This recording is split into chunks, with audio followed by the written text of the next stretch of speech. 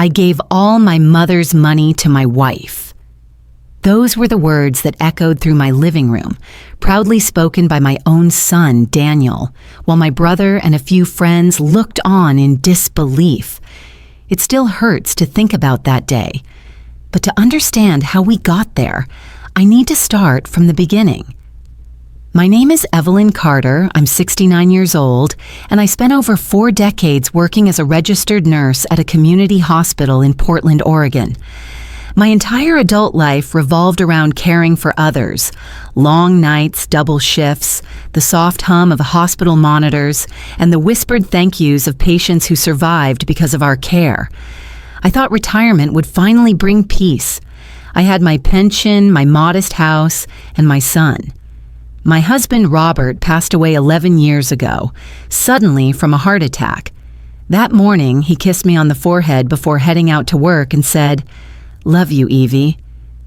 Don't forget to water the garden." Those were the last words I ever heard from him. Losing him shattered me. I could barely breathe for months, but I had one reason to keep living. Daniel, our only child. He was my anchor, my pride, the reason I kept going. Daniel had always been a bright boy, polite, affectionate, full of curiosity. When he was little, he'd wait up for me after my night shifts just to hug me before falling asleep. He used to say, "Mom, you save lives every day. You're the best nurse in the world." Years later, I watched him graduate from Oregon State University with honors in business administration. I remember sitting in the crowd still wearing my scrubs, having come straight from an 18-hour shift, but when they called his name, I forgot the exhaustion. Seeing him walk across that stage was worth every sleepless night. He landed a stable job at a logistics company soon after. I thought my late husband would have been proud to see how responsible and hardworking our boy had become. Then, 3 years ago, Daniel met Samantha at a corporate networking event. She worked in marketing for another firm. From the first time I met her, I noticed she had this calm confidence, well-dressed, perfectly polite, maybe too polished. She smiled warmly, yet there was something behind her eyes I couldn't quite read. Still, I tried to like her. She was the woman my son loved. They married 6 months later in a small but elegant ceremony. I paid for part of it, because as any mother would say, it's my son's big day. Samantha didn't have much family, and I genuinely felt sorry for her. For a while, everything seemed wonderful. They'd visit me on Sundays, sometimes bringing dinner, sometimes just their company. Daniel would say, "Mom, when we have kids, you'll spoil them like crazy." And I'd laugh, thinking how blessed I was to have such a close bond with my grown son.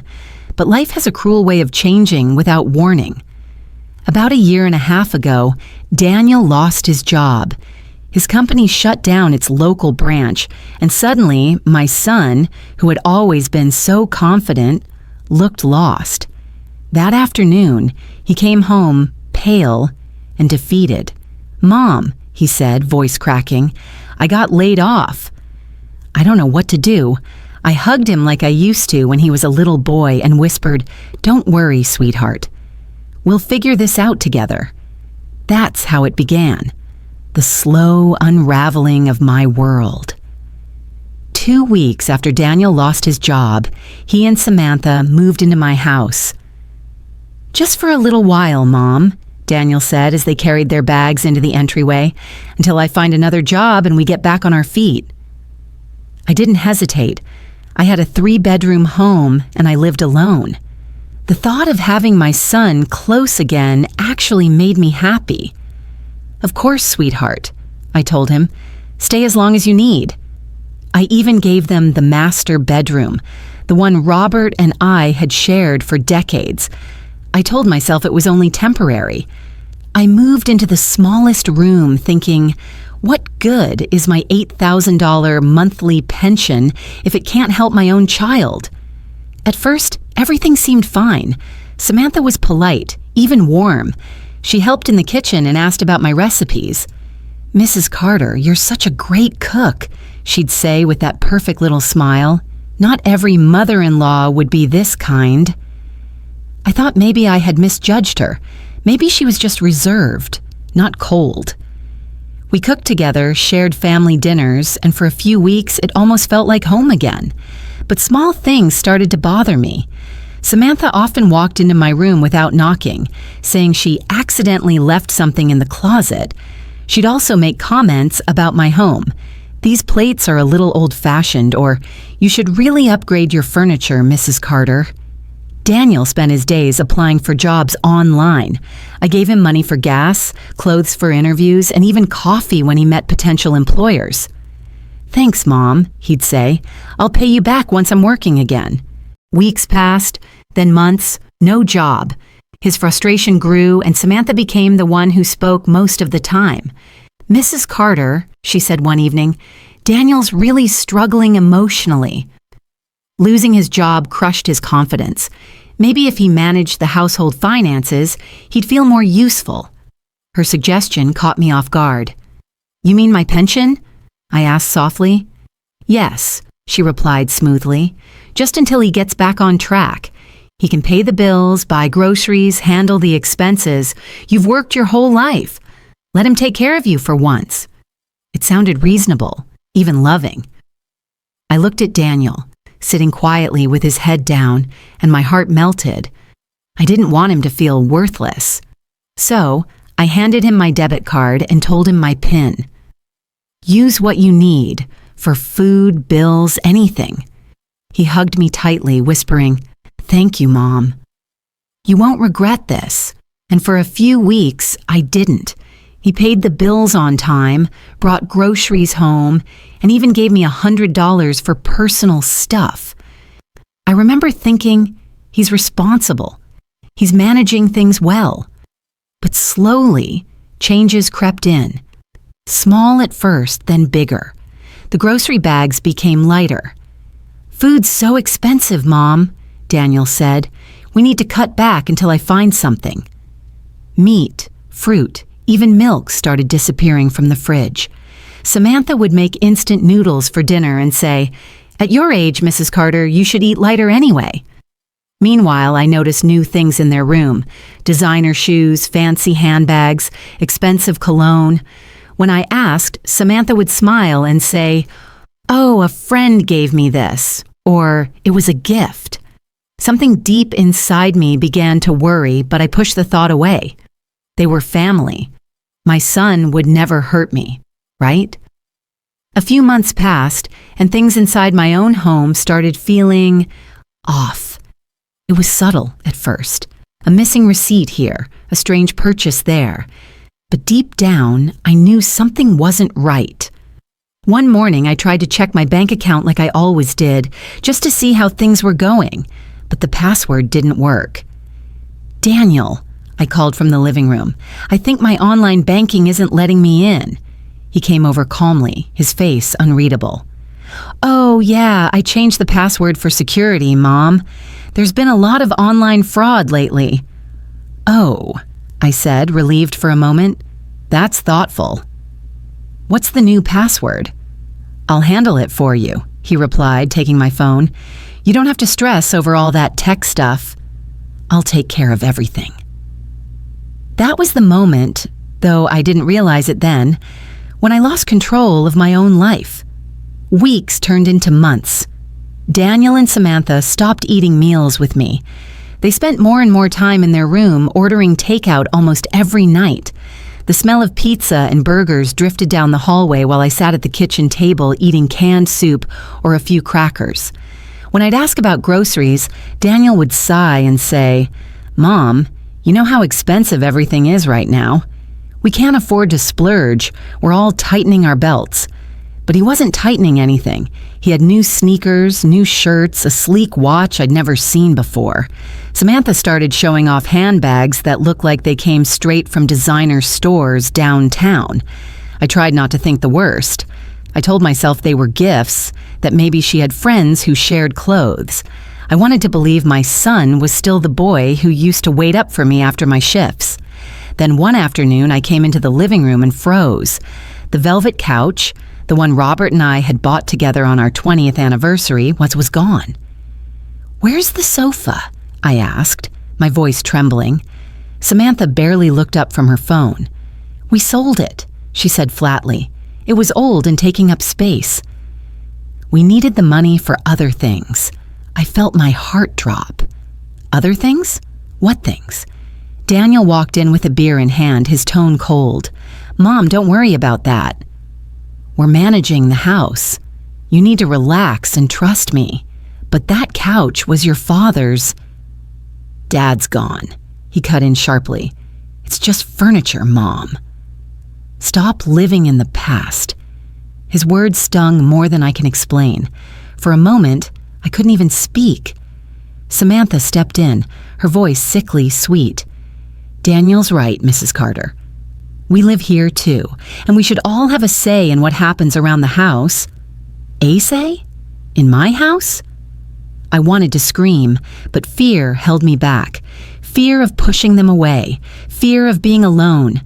So I swallowed my pride and whispered, "Okay.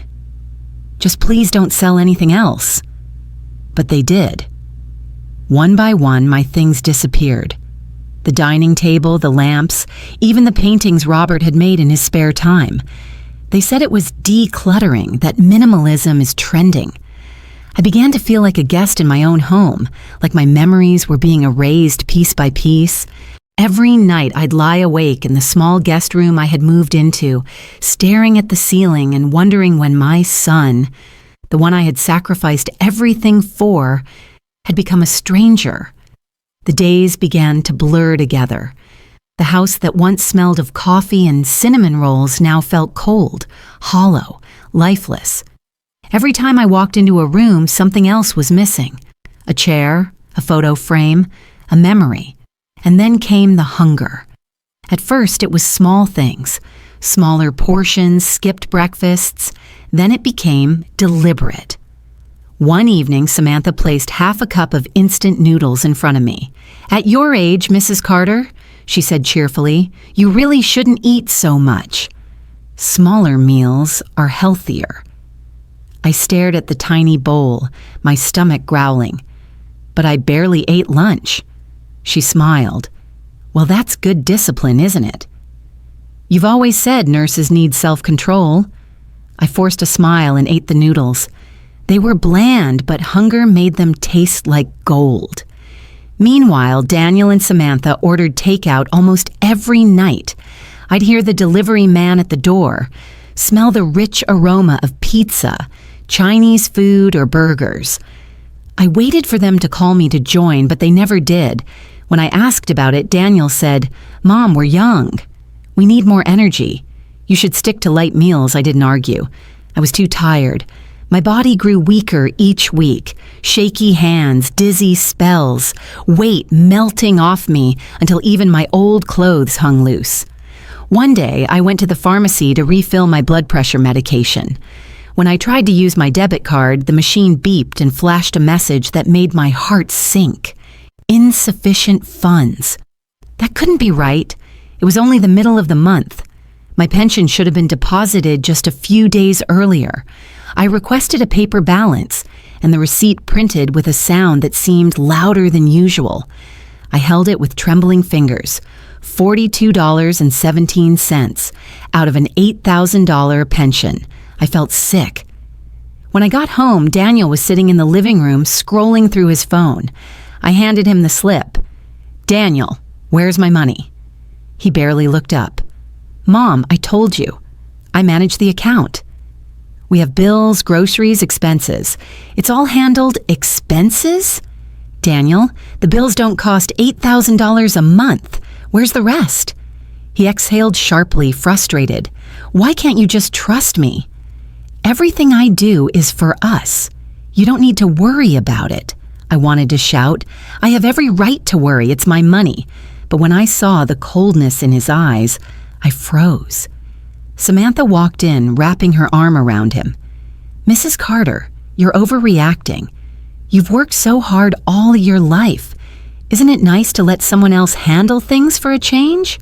You're retired. Enjoy it, enjoy it." I hadn't enjoyed a warm meal in weeks. From that day on, I wasn't allowed to touch my own money. Daniel told me it was for my protection. He changed the bank passwords, took my cards, and even started answering my phone when friends called. I remember my best friend Clara asking to stop by for coffee. Daniel told her I was sick and needed rest. He was isolating me, and I was letting him. Each day I grew weaker, lonelier, and more afraid. My world had shrunk to one small bedroom and a few crackers on a plate. I wasn't living anymore. I was surviving, trapped inside my own home, held hostage by the people I loved most. I had lost track of time by then. Days blended into nights, and the seasons seemed to change outside my window without me noticing. My body had become frail, my skin pale, my hands trembling from weakness. I barely had the strength to stand, let alone argue. But fate has a strange way of stepping in when you least expect it. My younger brother, Raymond, lived in Chicago. We'd always been close. Even after he moved away for work, he called me once a month without fail just to check in. But over the past few months, I'd stopped answering. I couldn't let him hear my voice, the weakness, the fear.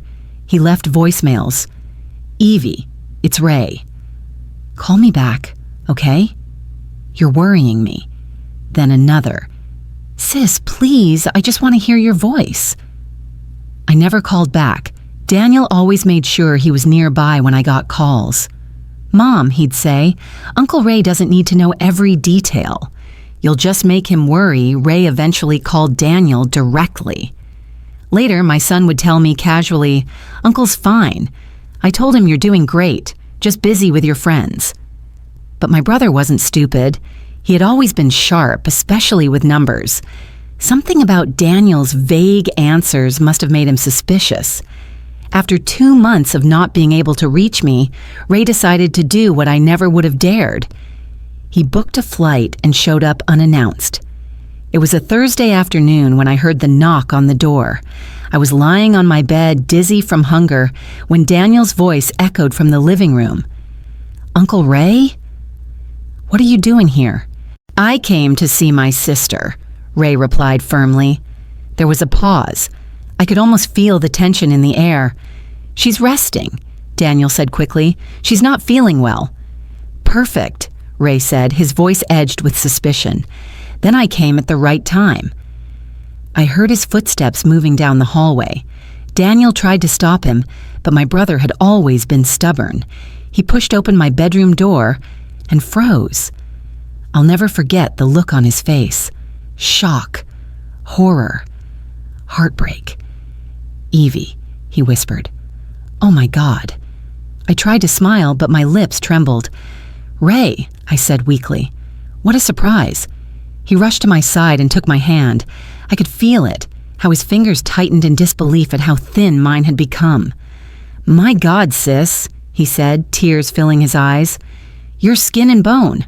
What happened to you?" "I'm fine," I lied out of habit. "Just a little sick." "No," he said firmly. "This isn't sickness.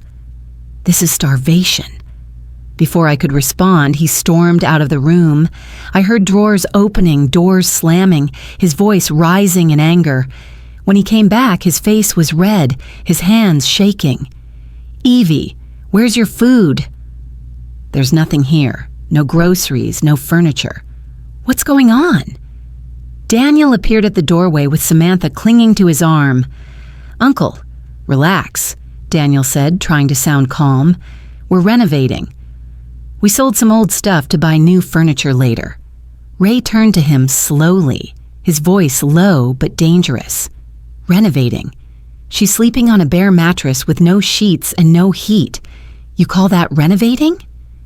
The room went silent, and then Daniel said it. Those words that still echo in my head. "I gave all her money to my wife," he said proudly. "Samantha manages it better than Mom. She's investing it for all of us." For a moment, time stopped. My brother stared at him, speechless. I couldn't breathe. Ray's voice was like ice when he finally spoke. "You gave all your mother's money to your wife?" He took off his coat, folded it carefully, and set it on my bed. I didn't know what he was about to do, but in that moment, I knew everything was about to change. Ray stood completely still for a moment. His face was calm, too calm, the kind of calm that comes right before a storm. "So," he said slowly, "you gave your mother's entire pension to your wife." Daniel tried to laugh it off. "Uncle, it's not what it sounds like." "Samantha's been investing it. She's good with money. Mom doesn't really understand online banking and—" "Stop talking," Ray interrupted sharply. His voice cut through the room like a knife. "You mean to tell me that while your mother sits here starving, you've been using her pension as your personal piggy bank?" Samantha straightened her posture, trying to keep her cool. "Mr. Carter, you're misunderstanding. Evelyn gave us permission. She wanted to help us. I've been investing her money smartly so it grows for all of us." Ray stared at her with quiet fury. "Then show me." "Show me the bank statements, the investments, the proof," Samantha hesitated. Daniel shifted uncomfortably. We don't have that printed right now," Daniel stammered. "Fine," Ray said, pulling his phone out of his pocket. "Then I'll call someone who can help." He dialed a number, pacing slowly as he spoke. "Ethan, it's Ray. I need you to come to my sister Evelyn's house immediately. Bring documentation tools, recorder, camera, everything. Oh, and bring a doctor too. It's urgent." Daniel's face went pale. "Uncle, what are you doing?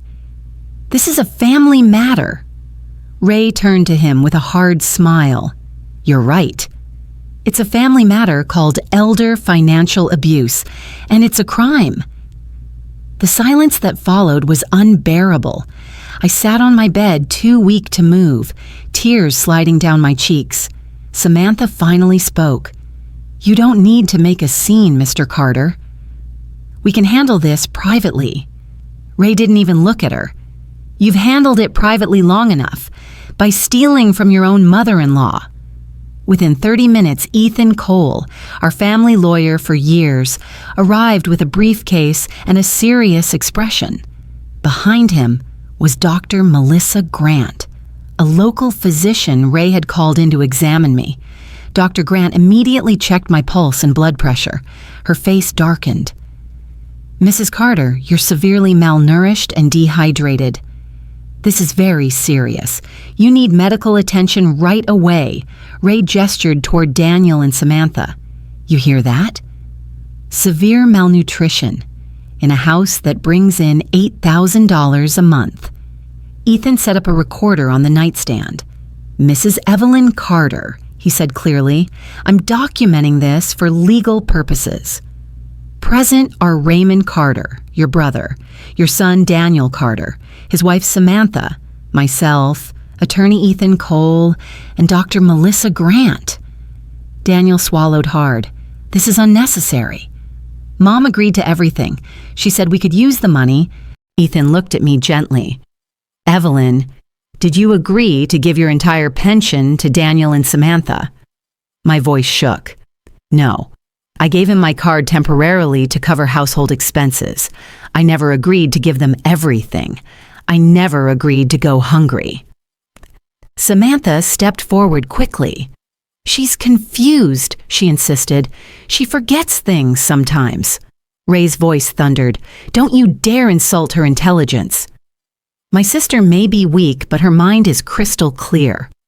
Ethan leaned closer to me. "Evelyn, did you ever authorize them to sell your furniture or access your online accounts?" "No," I said. "They'd change my passwords and stop me from checking anything." Ethan nodded grimly. "That's enough for now." He turned to Daniel.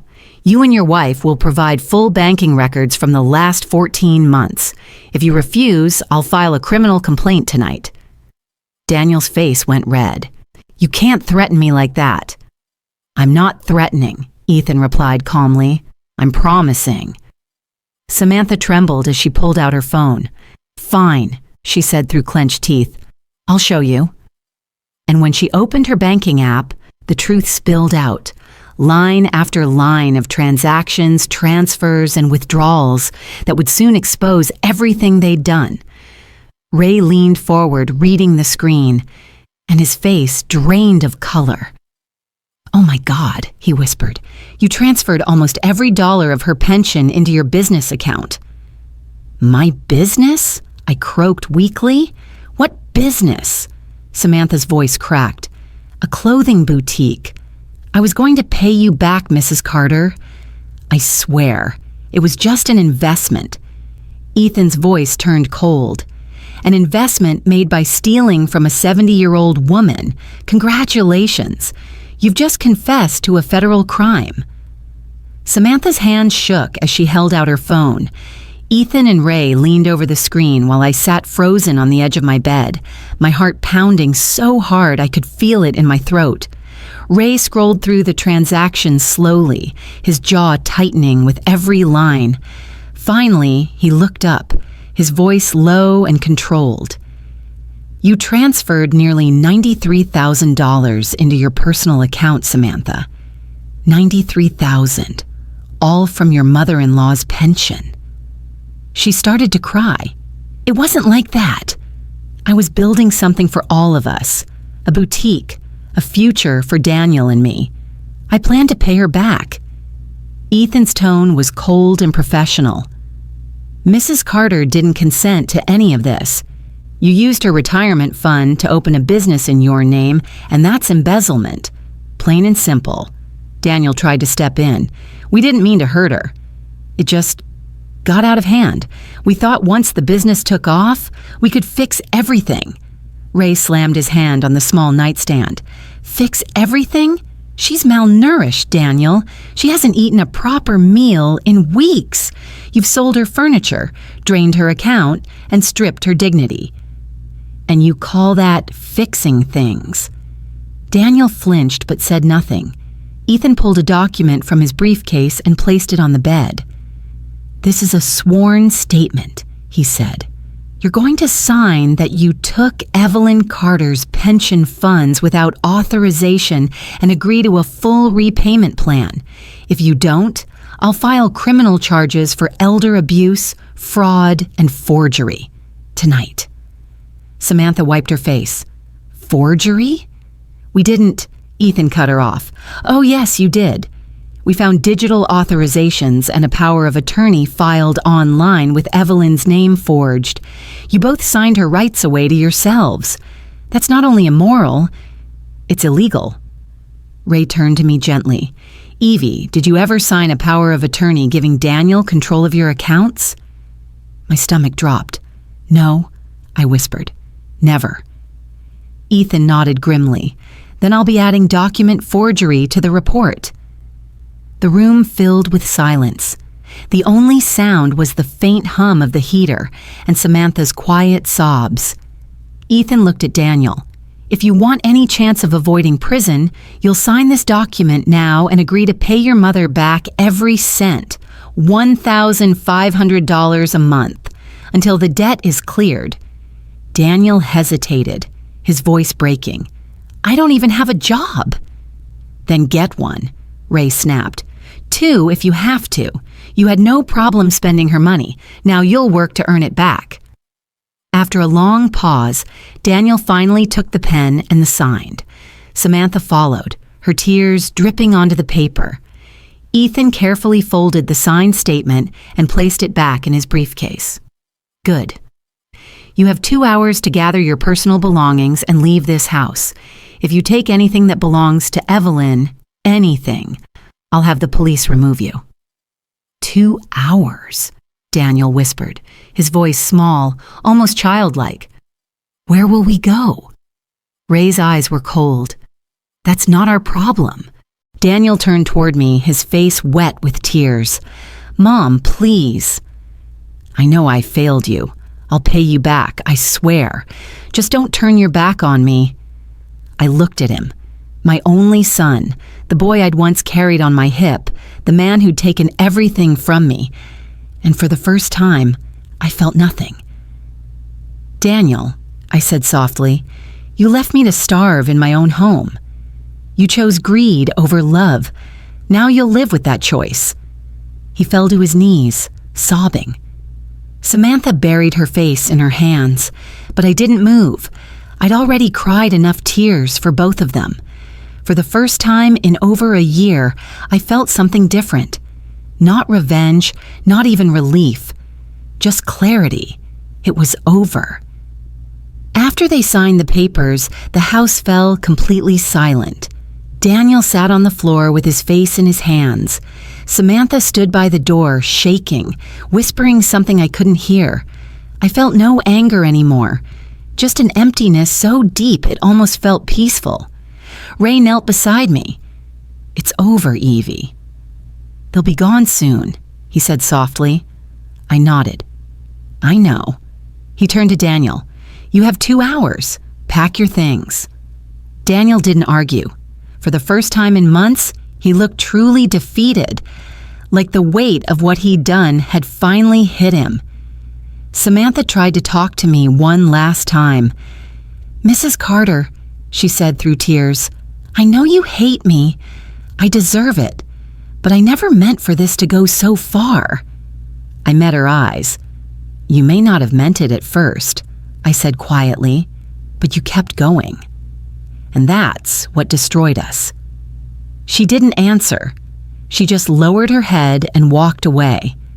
By the time they left, the sun had set. The sound of their car driving down the street was the most beautiful sound I'd heard in months. Ray sat next to me and took my hand. "You're coming with me," he said, "to Chicago. You need care, rest, and a fresh start." Dr. Grant agreed. "Mrs. Carter, your body is fragile. You need hospital treatment for at least a week. You're severely undernourished." I didn't argue.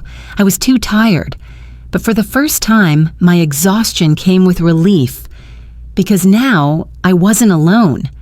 Ray helped me pack a small suitcase with a few clothes, old family photos, and my nursing certificate. Everything else, the broken memories, the emptiness, I left behind. At the hospital, they ran test after test. My blood pressure was dangerously high, my kidneys weak from dehydration, my weight dangerously low. The doctor told me quietly, "You were just days away from a full system collapse." I closed my eyes and whispered, "I survived." Ray visited every day, bringing flowers and sitting with me as I regained strength. Our lawyer, Ethan, came too. "We've already filed formal charges," he said, "forgery, financial exploitation, and elder abuse. But since they signed the repayment agreement, the court may handle this as a civil case, if they keep paying." "How much did they take?" I asked. He looked down at his notes. "About $112,000, but the boutique they opened went bankrupt. We'll be lucky to recover a fraction." I nodded slowly. "Then I'll take peace over money." After 9 days, I was discharged. Ray brought me back to a house that barely resembled mine. Freshly cleaned, walls repainted, new furniture, the warmth of home restored. "It's beautiful," I whispered. He smiled. "You deserve to live somewhere that feels alive again. But I still think you should come to Chicago, just until you're stronger." I looked around at the house that once held my worst memories. "You're right," I said. "It's time to start over." So I did. 3 months later, I sold the house and moved to Chicago. The proceeds from the sale, along with my recovered pension, gave me more than enough to live comfortably. Ethan managed the repayment agreement. Each month, Daniel sent a $1,500 payment, usually a day late, but it came. He tried visiting once. I couldn't see him yet. The wounds were still too fresh, but I told Ethan to tell him something simple. "Keep your word." That's the only apology I need right now. In Chicago, I started therapy. My doctor told me what I'd been through had a name: financial abuse, a form of violence that leaves scars no one can see. Over time, the scars began to fade. I joined a local book club, started cooking again, and even began volunteering part-time at a senior wellness center. The laughter, the conversations, the friendships, they all slowly brought me back to life. 1 year later, On a warm spring morning, I sat on my brother's balcony overlooking the city skyline. The air smelled like coffee and hope. My phone buzzed, a message from Ethan. Daniel has completed 12 payments, $18,000 repaid so far. I stared at the screen for a moment, then smiled faintly. I wasn't angry, I wasn't sad, I was free. Ray came outside holding 2 mugs of hot chocolate. "What are you thinking about, sis?" he asked. I looked at the sunrise glowing gold over Chicago. "About how lucky I am," I said softly. "Lucky to be alive. Lucky to have a brother who saved me. Lucky to still have a future." He put an arm around my shoulders. "You're the strongest person I know, Evie." We sat there quietly, sipping cocoa as the sun climbed higher. A new day, a new beginning. For the first time in a long, long time. I felt peace. You like my story? And which city are you listening from? Let's meet in the comments. If you like the story, you can support me by sending a super thanks so I can keep bringing more stories like this. Thank you so much for your sweet support. I'm looking forward to your comments on the story. On the screen, you can see 2 new life stories that I highly recommend. There's so much more on my channel. Don't forget to subscribe. See you in the next life story. With love and respect.